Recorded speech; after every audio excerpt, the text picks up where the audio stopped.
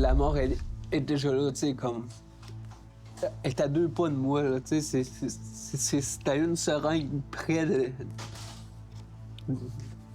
de la voix. Fentanyl. Vous avez probablement entendu ce mot-là tous les jours dans l'actualité du dernier mois, dans le contexte de notre relation avec les États-Unis et les prétentions de Donald Trump. Il se fait pas mal de politique là-dessus. Ce soir, j'aimerais vous parler de fentanyl, mais autrement.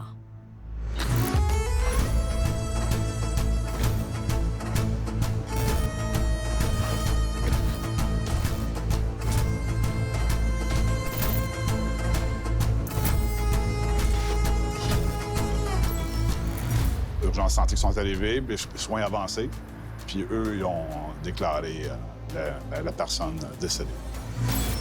Au Québec, c'est environ 40 personnes par mois qui meurent d'intoxication aux drogues dont fait partie le fentanyl. Au Canada, c'est une vingtaine de personnes tous les jours. Mais ce ne sont pas des statistiques qu'on va vous montrer ce soir. C'est des gens. Quand ma fille est morte d'une overdose, elle n'est pas morte de drogue. Elle est morte en essayant de souffrir moins. Avec mon collègue Jacques Taschereau, on a passé pas mal de temps avec ceux qui l'ont en plein visage, la crise des surdoses.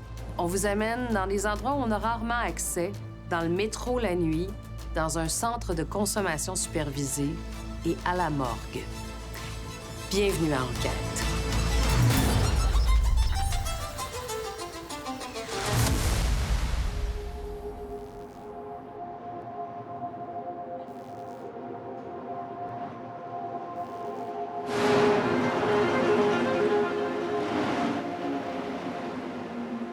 Le 3 mars, on était en patrouille à la station Place des Arts.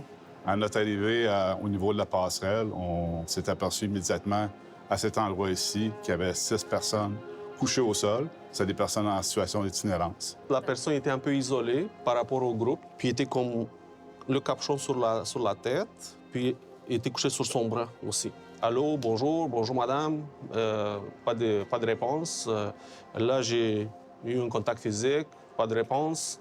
J'ai soulevé le capuchon. Je me suis dit, oui, on a affaire avec une overdose. Alors, j'ai demandé vite à mon partenaire de me rejoindre. J'ai touché son bras, il n'y avait pas de pouls. Il était chaud. C'est ça que ça nous a donné encore le courage d'aller plus loin pour tenter réanimation. C'était l'une des 47 interventions pour surdose seulement que l'an dernier dans le métro de Montréal. Mon collègue était immédiatement chercher le DEA. Pendant ce temps-là, moi, j'ai administré une dose de naloxone. Puis en même temps, j'ai commencé les massages cardiaques. On ne peut plus l'ignorer. La crise des surdoses se met en travers de notre chemin.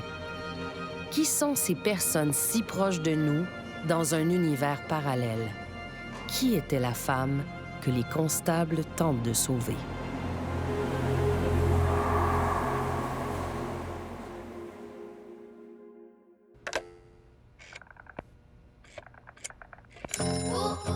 Maya est énergique. Maya est dynamique. Maya est souriante. Maya est intelligente. Marie Fournier est la mère de Maya Léa Fournier. J'ai remarqué une tendance chronique, celle de ne jamais prendre de risques. Beau regard franc, sincère. Des étoiles dans les yeux, vraiment. Petite fille heureuse, grand cœur. Beaucoup d'amis. Elle aime la musique. Elle entend la musique, elle est sensible à la musique. Et puis lance-toi, et puis lance-toi. En 2012, à seulement 19 ans, elle signe un contrat avec la prestigieuse étiquette La Tribu. Maya est lancée. Allez, lance-toi, allez, lance-toi. Elle écrit une première chanson à 16 ans. Sa première chanson, je la trouvais belle, je la trouvais entraînante tout de suite. J'ai parlé à mon ami de La Tribu. Elle a trouvé tout de suite qu'il y avait un talent là. La Tribu a eu la bonne idée de rencontrer un coach. Le coach, c'était Dumas. Dumas qui est super bon en mélodie, de toutes sortes. Elle a une belle voix, là, tu sais, L'auteur-compositeur-interprète Dumas prend la jeune Maya sous son aile. Elle est choriste sur son album. C'est des beaux souvenirs. Même si elle était intimidée les premières fois qu'elle était venue au studio, elle était stressée. Un coup que le micro ouvrait, elle s'illuminait. C'était vraiment comme une naturelle. La compagnie 10 l'avait senti, moi je l'avais senti, puis il y avait de quoi de beau de travailler avec quelqu'un d'aussi jeune, puis en même temps d'aussi déterminé. Elle avait plein d'idées. C'est une jeune fille très créative. De nos premières rencontres a déboulé l'idée de faire un album avec elle, dans le fond, que j'ai réalisé. Je me rappellerai toujours de ça. Le premier extrait qui s'appelle La nuit dernière est sorti, puis ça a été quand même une grosse chanson sur les radios FM. La nuit dernière, je n'ai pas été sage, non, j'ai encore la pensée envahie par cette image. Puis je pense qu'elle dégageait beaucoup de lumière. Tu sais, c'est pas un hasard que la pochette soit aussi colorée.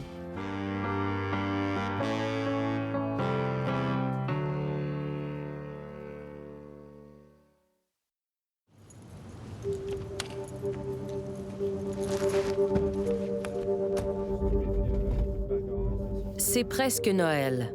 La nuit s'installe dans la ville froide. Martin Lagacé et Sonny McClemens doivent vider toutes les stations de métro avec leurs collègues de la Société des transports de Montréal. Nous passerons toute la nuit avec les constables. Ça commence à Saint-Laurent. À minuit, normalement, on arrive pour une pré-fermeture en station. C'est de préparer les usagers, les personnes qui restent couchées sur les bancs, à se trouver un endroit pour dormir ce soir.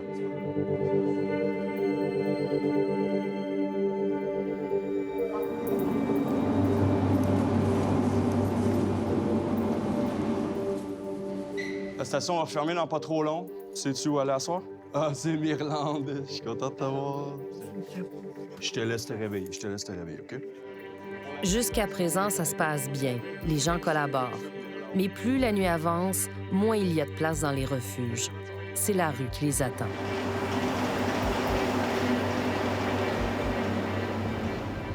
La carrière musicale de Maya décolle en 2013. On a été en première partie des Franco-Folies, un beau spectacle sur une scène extérieure, c'est super bien.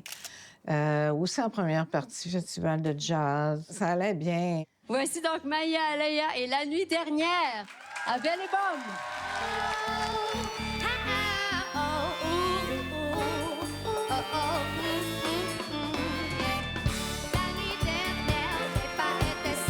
Beau travail avec l'émission Belle et Bomme, beau travail. Son nom était sur le devant, là, les lettres, le tableau lumineux.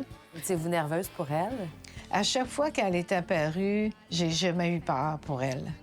Elle a commencé tellement jeune à m'épater sur scène, tellement impressionnée tout le temps que non, c'est pas la peur, que au contraire, c'était vas-y, tu sais, let's go, tu sais.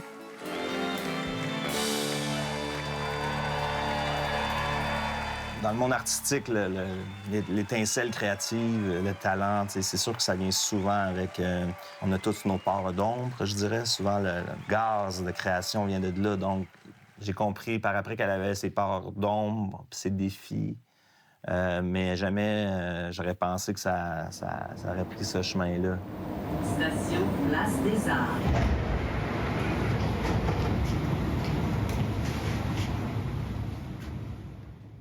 Après la pause, je vais vous amener dans un centre de consommation supervisée, rencontrer des gens qui la vivent de très proche, la crise des surdoses. Fait que pour une coupe de pièces, je suis capable d'oublier que je dors dans une tente. Je suis capable d'oublier le fret dehors. Merci, madame.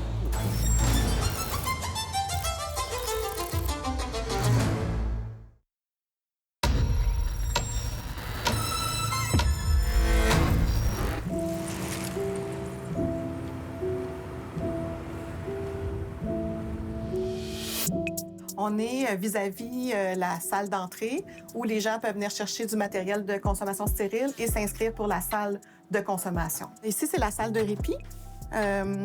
C'est la place où les gens attendent pour aller à la salle de consommation. Puis c'est aussi la place où les gens se détendent quand ils sortent de la salle de consommation. Puis un petit peu plus loin, à la porte qu'on voit là. Chez Spectre de rue, dans le quartier centre-sud de Montréal, Annie Aubertin et son équipe luttent contre les surdoses et les infections. Ça, c'est la porte d'accès pour la salle de consommation supervisée. Il y a 2 intervenants en permanence quand la salle est ouverte, puis il y a 4 cubicules disponibles aux personnes. Derrière cette porte, les visiteurs peuvent s'injecter sous supervision la drogue qu'ils ont apportée. Au pays, il y a une quarantaine de centres comme celui-ci, approuvés par Santé Canada. Ça n'empêche pas les surdoses, mais ça améliore grandement les chances de survie. L'introduction de nouvelles formules chimiques dans les produits que les gens consomment, ça crée comme des arrêts cardiaques. Puis là, les gens ils doivent être maintenus en vie jusqu'à temps que l'ambulance arrive. Là.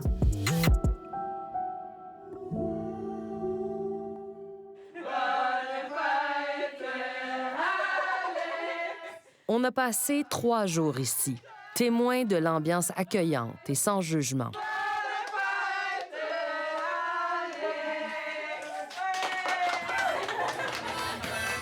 Je veux du riz d'hier, des bagels, des hot dogs. Tu veux-tu juste un petit tampon d'alcool pour désinfecter?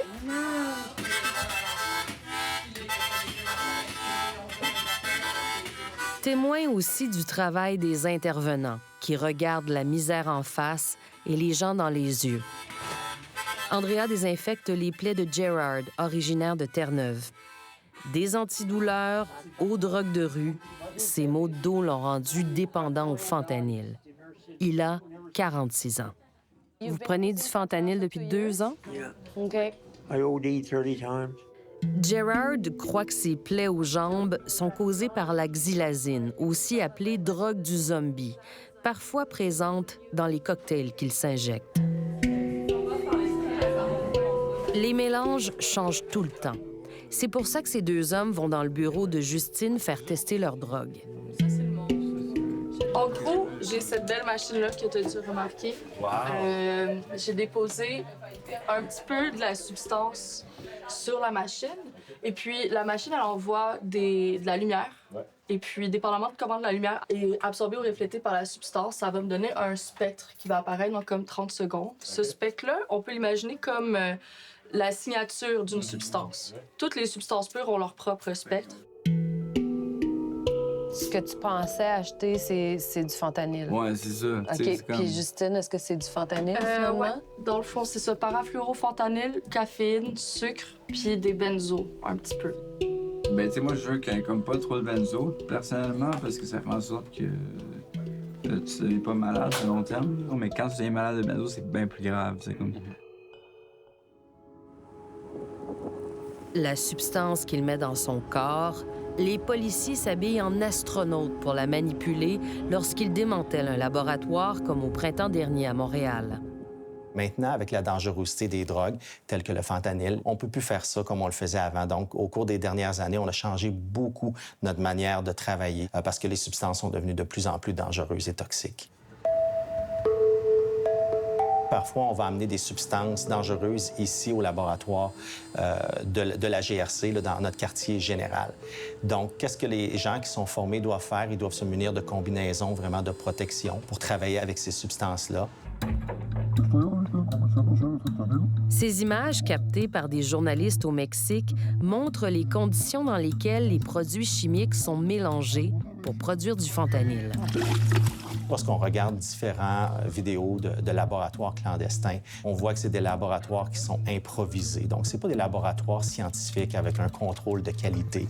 C'est des endroits clandestins où on produit des drogues dangereuses. On produit aussi du fentanyl au Canada. La police démantèle régulièrement des labos, comme ici à Drummondville l'été dernier. Chaque saisie renseigne les policiers sur les substances en circulation. Il y a du fentanyl, beaucoup. Puis il y a tellement de sources de fentanyl différentes que, tu sais, quand t'es pas au courant, tu sais pas ce que t'achètes, tu vas acheter de la marque pas mal. Chez Spectre de rue, nous rencontrons Ruby. Toi, qu'est-ce que tu consommes? Moi, je consomme tout ce qui se passe. Mais je vais avoir une tentation plus vers les downs, comme l'héroïne puis le fentanyl. malheureusement. Ça fait partie de ma vie. Puis ça coûte combien? Une dose, ça se vend 25 25 $, tu vas avoir un point. Un point, pour quelqu'un qui n'en fait pas beaucoup, on va y conseiller de le séparer en 4. Moi, un point, je fais ça d'une dose, puis si le stuff est pas bon, comme pas mal c'est en site, je suis capable d'en faire 2, 2,5, puis je vais être encore debout. Ce qu'il y a là-dedans, c'est plus juste du fentanyl. On va avoir du fentanyl avec des benzos. Puis ça fait un mix en soi qui est quand même assez dangereux, qui va ralentir la respiration des gens, qui va rendre le rythme cardiaque plus bas, puis etc. T'sais. Est-ce que tu recherches la combinaison fentanyl-benzo? Ah, elle est tout le temps là. Elle est tout Pourquoi? le temps là. Le boss va durer plus longtemps. Donc, c'est normal que les gens qui le fabriquent vont vouloir faire cette combinaison-là pour avoir un produit qui va être plus fort, qui va durer plus longtemps, qui va attirer plus les consommateurs. Mais c'est quoi la sensation? Ah, tu te sens plus. T'oublies tous tes problèmes, t'oublies toute la vie pour une coupe d'heure. Fait que pour une coupe de pièces, je suis capable d'oublier que je dors dans une tente. Je suis capable d'oublier le fret dehors. Je suis capable d'oublier ma vie de marde. Tu sais, je suis capable d'oublier toute ma rancœur envers la société qui veut même pas m'aider, tu sais. Ruby commence à être en manque. Elle attend son tour pour aller dans la salle d'injection supervisée. Ruby est rendue très loin dans sa consommation, très abîmée par la vie. Tantôt, vous avez vu Maya pleine de vie, mais elle est en chute libre depuis la sortie de son premier album. Quand il fait froid dehors et que tu perds espoir, quand tu ne sais plus quoi faire pour te sortir du noir.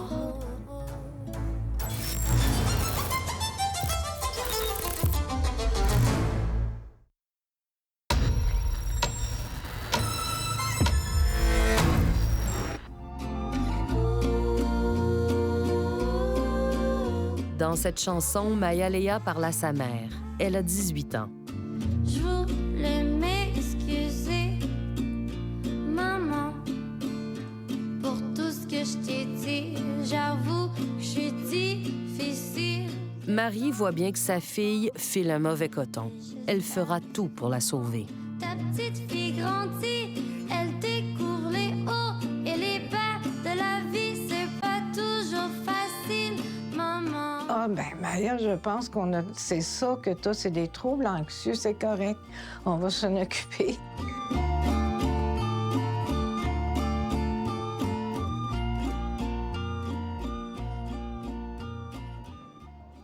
Hi, I'm at the grocery store and I'm crying. So I decided to take a little break and film. I was about to buy cat food again. Qu'est-ce qu'elle vous confie sur son état mental qui, d'après vous, le marque le début? Là? Ben, elle dit j'essaye de travailler, mais il faut que j'aille pleurer en cachette. À tout bout de champ, il y a des crises de larmes des journées de temps. I hate it when I'm crying at the pharmacy. I feel so depressed out. I need a cappuccino. Maya est de son temps. Sur YouTube, elle raconte ses joies et aussi ses peines. Je commence à vouloir chercher de l'aide. Première date, j'ai cherché de l'aide, c'était le 28 août 2016. Le médecin de famille ne prend pas Maya au sérieux, selon sa mère. Elle multiplie les démarches. Finalement, l'aide que j'ai constamment cherchée m'a toujours fui. Soit qu'on a trouvé un psychiatre, elle est partie en congé de maladie. On a trouvé un autre, elle avait laissé sa clientèle pour s'en aller ailleurs, sur la Côte-Nord. Elle ne l'a pas dit à personne. Le temps passe, la souffrance de Maya augmente et son automédication aussi. C'est comme si ça y prend quelque chose pour oublier, on dirait. Elle commence avec le cannabis. Régulièrement. Puis ça y fait pas de bien, nécessairement. Elle chante sa solitude dans la ville. La pièce titre de son album se passe dans le métro.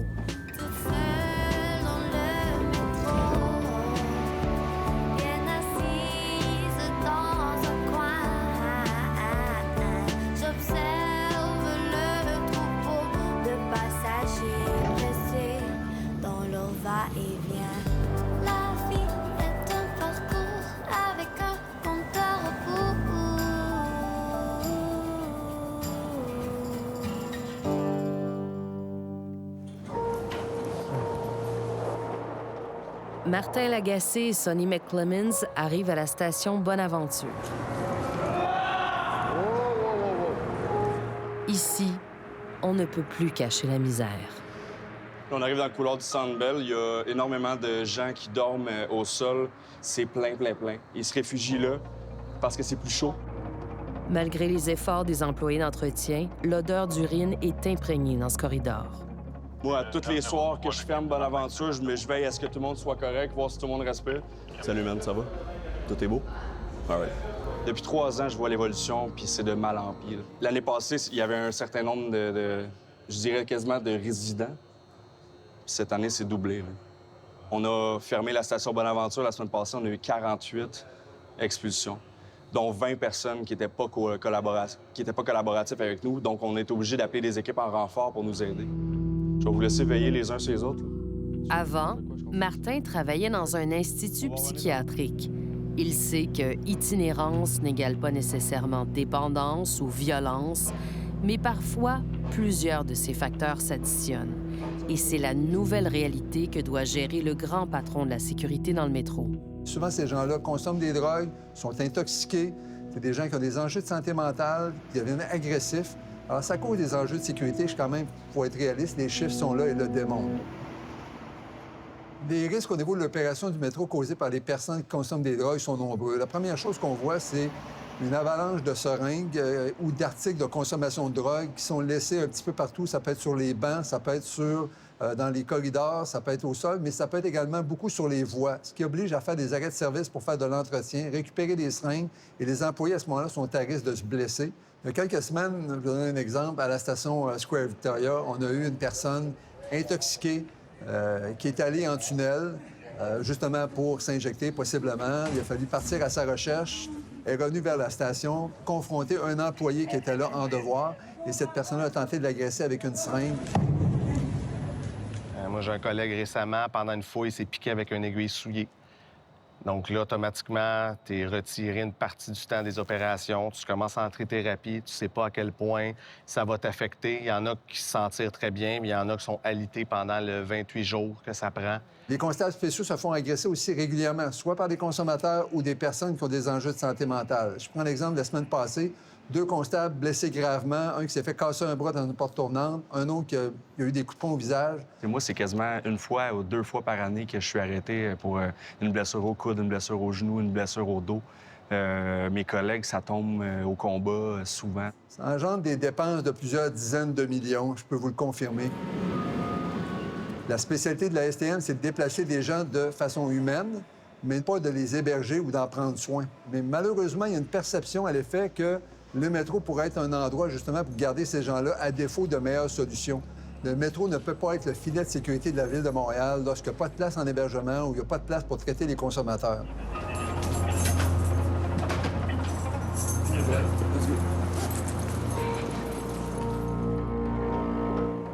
Just leave me alone. They're like, no, we're forcing you to the hospital. There's no, you have to get evaluated by a psychiatrist. À qui veut bien l'entendre, Maya raconte que des policiers sont venus à son appartement pour la conduire de force à l'hôpital. And they pushed me against the wall and handcuffed me and like I was screaming and my cat was hidden, so I couldn't sleep. Comment il se rend à l'hôpital psychiatrique? On arrive à faire des crises de panique, des crises de ci, des crises de ça. Là, c'est quelqu'un qui a appelé la police. Hello, hello. Welcome to the psych ward. Yay, psych. Dans le cas d'Albert Prévost, on l'amène là, puis moi, j'étais persuadée que c'était sa dernière chance. Mon espoir, c'était que le temps de son séjour, elle a moins de drogue de rue. Puis je me suis dit, un répit qui va lui permettre de réfléchir sur elle-même. I'm at the psych ward and I've decided, hey, why not upload a new video for my YouTube channel? And so there you go. Je pensais qu'il était meilleur que moi. Je pensais, eux, ils vont savoir. Puis moi, j'ai eu l'impression de me faire rouler. De cette période-là, à l'hôpital Albert-Prévost, quelle est votre conclusion? Ma conclusion, c'est que malheureusement, la psychiatrie comme elle est aujourd'hui, puis peut-être pas juste dans cet hôpital-là, j'espère que non, n'est pas orientée vers la personne en tant que telle. Quand il fait froid dehors et que tu perds espoir, quand tu ne sais plus quoi faire pour te sortir du noir. Maya est d'abord hospitalisée en novembre 2023. On dit, elle veut pas s'aider, j'ai envoyé la personne pour qu'elle aille en désinterte, puis elle a dit non. Mais c'est pas suffisant, ça, comme réponse. C'est pas suffisant. Parce que moi, j'ai son cahier ici, là, dans lequel elle a écrit ses rêves. Puis ses rêves, c'est de devenir responsable, puis d'être une personne, de s'organiser mieux. Alors, c'est pas vrai que c'était quelqu'un qui voulait pas s'aider. Elle retourne à l'hôpital en janvier 2024. Elle est relâchée malgré les protestations de sa mère, qui croit qu'elle est en danger dans la rue.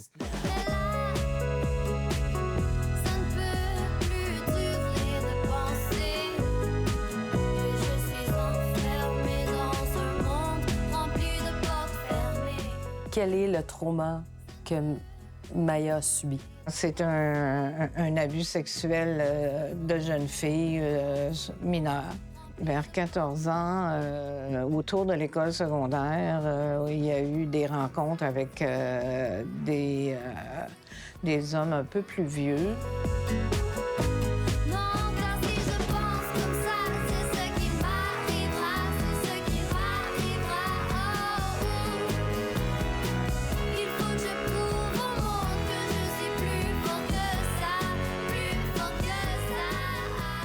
Ce qui est arrivé à Maya, c'est que les gangs de rue rôdaient autour de son école. Autour des filles, oui.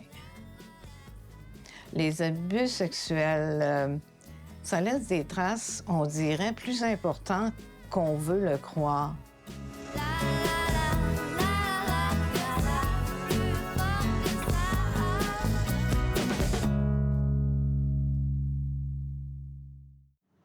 C'est toujours la question qu'on se pose. C'est quoi les histoires de vie qui amènent les gens à consommer de façon aussi dangereuse?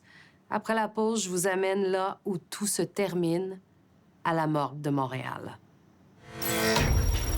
Bon matin, Ruby. J'ai parfois le fantasme d'aller déposer mes clés sur le bureau du ministre puis dire « Fais-les, arrange-toi ».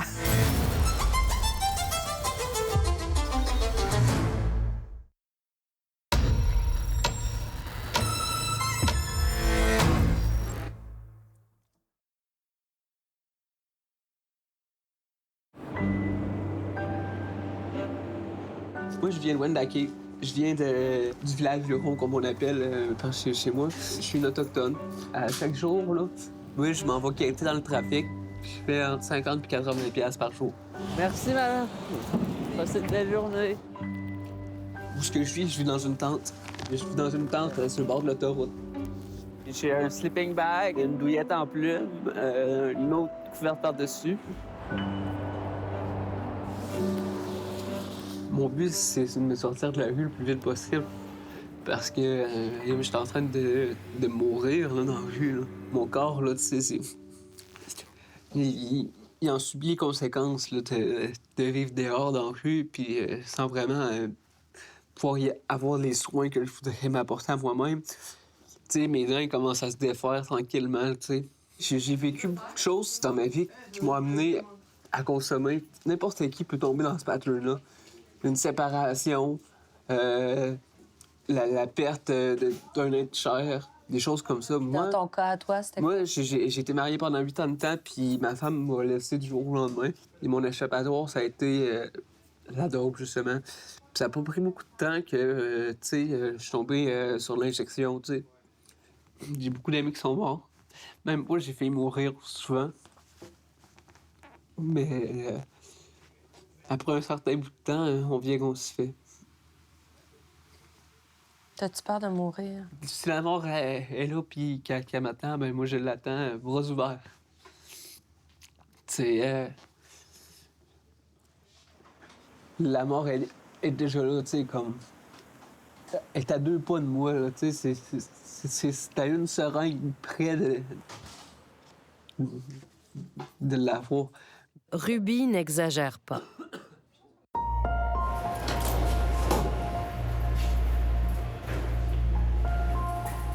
En 2023, selon les investigations terminées des coronaires, il y a 459 personnes qui sont décédées dans un contexte d'intoxication accidentelle. C'est ici, à la morgue de Montréal, que sont réalisés plusieurs examens des personnes qui meurent de surdose. 72 de ces décès-là, c'est des décès d'hommes et l'âge moyen, c'est 46 ans. Dépistage général de médicaments, recherche de drogue de rue. Assistée d'un médecin examinateur, la coroner Stéphanie Gamache doit déterminer quelle substance cause la mort. Une combinaison encore plus mortelle, c'est les opioïdes de synthèse avec des benzodiazépines, parce que les benzodiazépines ont un effet sédatif. Donc, la personne s'endort, mais en même temps sombre en dépression respiratoire. Elle n'a pas été à l'hôpital. Non.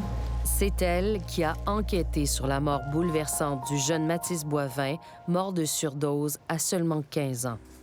Ça peut toucher toutes les couches de la société. Ça peut toucher un frère, une sœur, un voisin. Ces personnes-là aussi ont d'autres problématiques. Alors, ça peut être une problématique de santé physique, comme des douleurs chroniques. Ça peut être de l'anxiété, ça peut être de la dépression. Essentiellement, c'est de la souffrance. Alors, la souffrance est étroitement liée aussi avec les problèmes de consommation. Une fois qu'une dépendance est installée, c'est pas comme une consommation récréative. Une dépendance, c'est une maladie. Ce n'est pas un choix.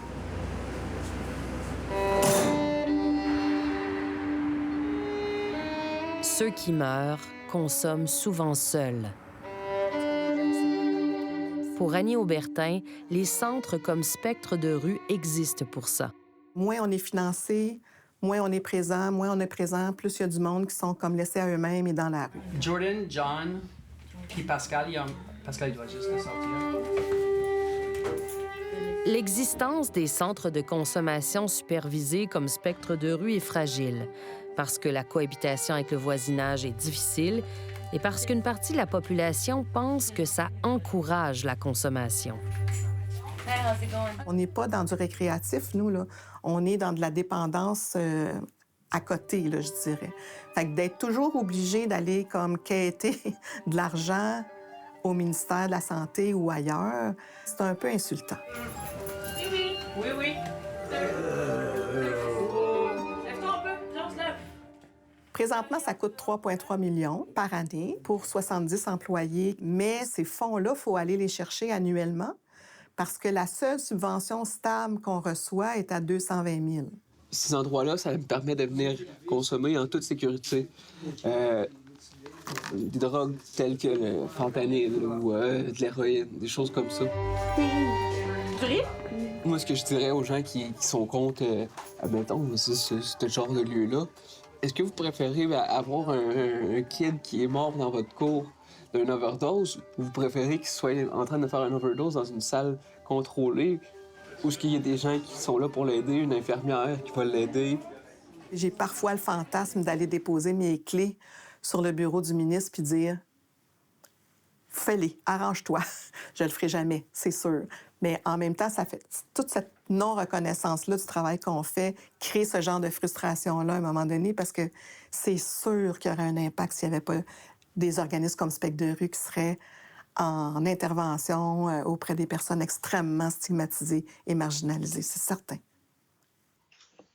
Ça a tellement wild out mon inspiration. Genre, j'étais rendue complètement plus là. Rien ne va plus pour Maya Léa. C'est quoi sa vie, Maya, vers la fin? Sa vie est terrible. Mais là, maintenant, je suis rendue. Elle est terrible. Elle est remplie de souffrance. Elle est à la course. Elle est insécure. Moi, je fais plein d'erreurs et je suis habituée à ce que on me trouve plutôt ridicule. Elle reste pas en place. Elle cherche. Elle tourne en rond. Elle trouve pas. Elle trouve pas. Où elle vit? Elle avait un appartement à un moment donné. Ça c'est pas bien terminé. Elle est allée à l'hôpital.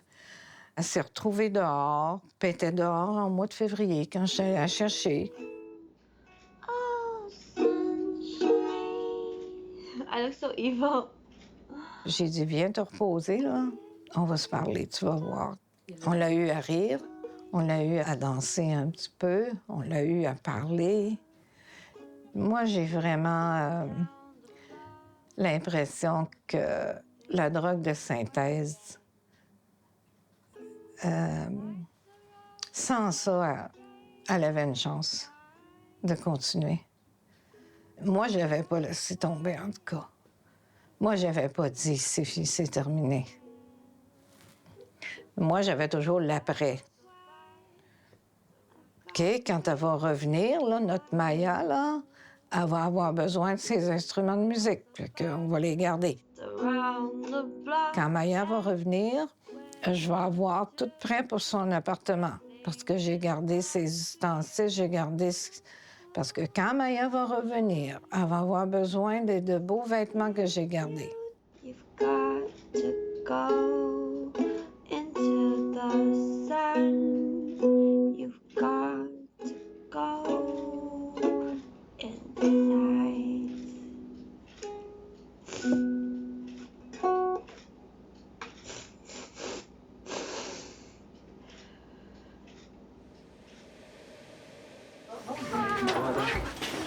Bon matin, Ruby. C'est au tour de Ruby d'aller dans la salle d'injection supervisée. Tu viens consommer quoi? Je m'en viens faire du thème beige.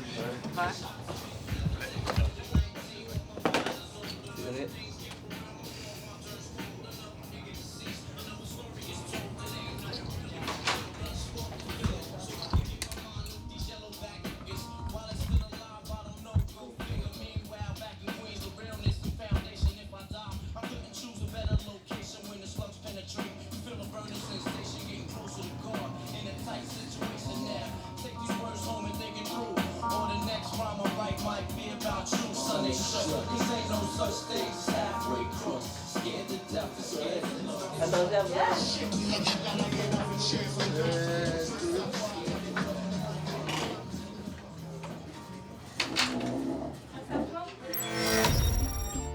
Au retour, des gens meurent, des jeunes meurent.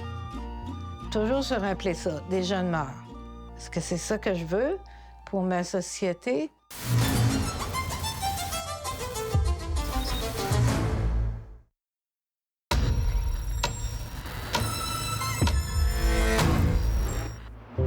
Station Place des Âmes.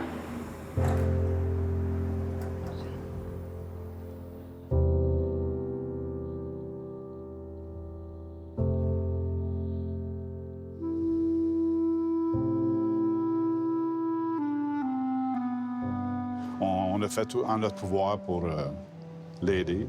Malheureusement, ça n'a pas fonctionné.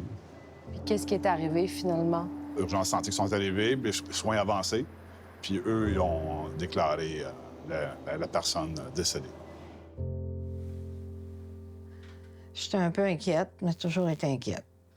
J'étais inquiète depuis que c'est commencé.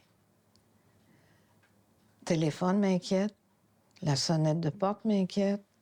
Mais cette fois-là, vu que j'y avais parlé la veille, je n'y ai pas pensé. Quand la porte est sonnée, je pensais que c'est elle qui arrivait, pas les policiers. Et même quand ils sont rentrés, j'ai pas pensé que c'était grave non plus.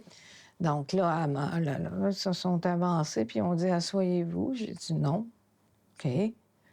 Encore là, comprends pas encore. Fait que là, elle me dit ça autrement. Elle dit, il n'y a pas de bonne façon de dire ça. Dire quoi? C'est là qu'elle le dit. J'ai juste crié des noms à travers l'appartement, c'est tout. Et après, il fallait accompagner, puis s'en aller au poste ramasser ses affaires. C'est surréel. C'est surréel. On la regarde par la fenêtre de l'auto, puis on pense pas que c'est vrai.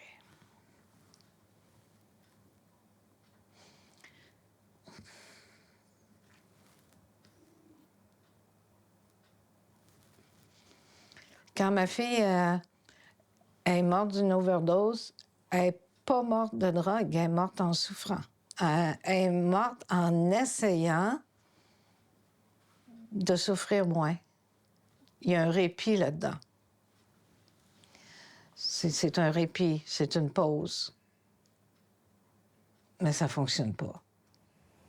Tout au long de ma carrière, presque 27 ans d'uniforme, moi, j'ai eu plein de choses, plein de situations, mais ça m'a comme vraiment, vraiment touché. C'était proche de l'âge de ma fille, ça m'a touché, puis le soir même, j'ai fini à l'hôpital.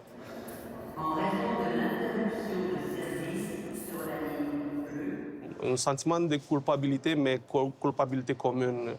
Nous, on a essayé tout de faire. Par contre, est-ce qu'on peut faire plus au niveau des sociétés pour éviter des situations de même? Je pense que oui. Il y a toujours quelque chose à faire. Des gens meurent. Des jeunes meurent. Toujours se rappeler ça. Des jeunes meurent. Est-ce que c'est ça que je veux pour ma société? Je pense pas, non.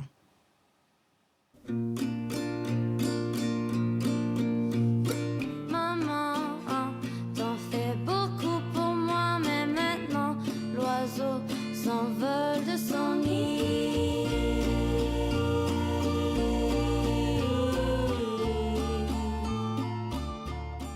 Si vous aviez pu parler à Maya ce matin-là, qu'est-ce que vous lui auriez dit?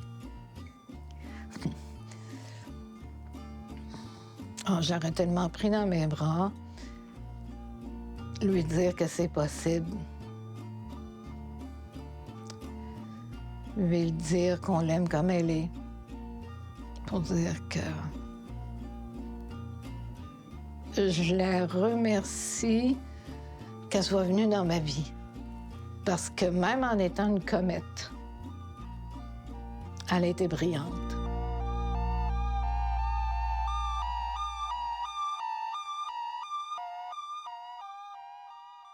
Ma mère est inquiète pour moi. Qu'est-ce que tu lui dirais? C'était... Je dirais de pas s'inquiéter. Ça va bien. Que je vais revenir.